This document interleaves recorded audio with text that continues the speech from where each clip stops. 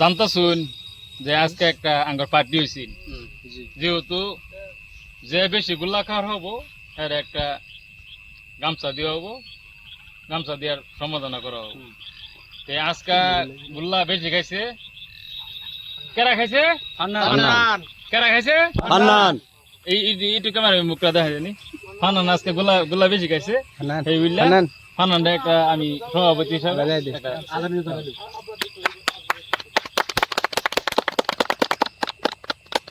ফানান কিছু করার থাকলে কোন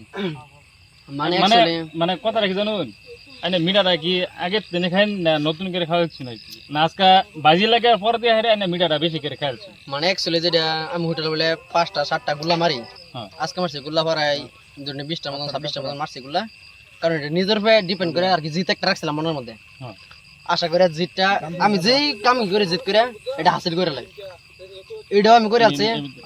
আমি মনে মনে ভাবছি যে আমি পামো, যেহেতু 8-10 জন খেলছিলাম এর মধ্যে আমি ফার্স্ট হয়েছি। এটা আমার ভালো লাগতেছে যে আমি যে কোনো একটা কাম করলে ফার্স্ট হবো, বুঝছেন? আচ্ছা আজকার এই সেকেন্ড উইনার হইলো মুজাহিদুলটা। সেকেন্ড উইনার কারা? মুজাহিদুল। সেকেন্ড উইনার কারা? মুজাহিদুল।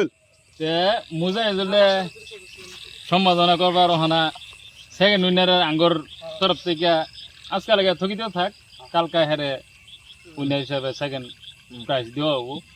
এর লাগে আমি দুঃখিত, কেলিকা রাতে গেছে গা গামছা আমি একটাই পাইছি। তে ওখানা মুজাহিদুল যদি 2-4 কথা যদি ক,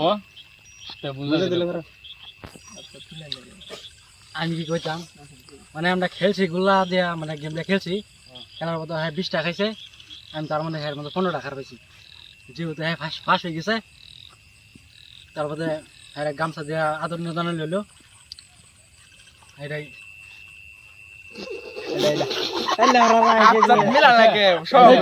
আচ্ছা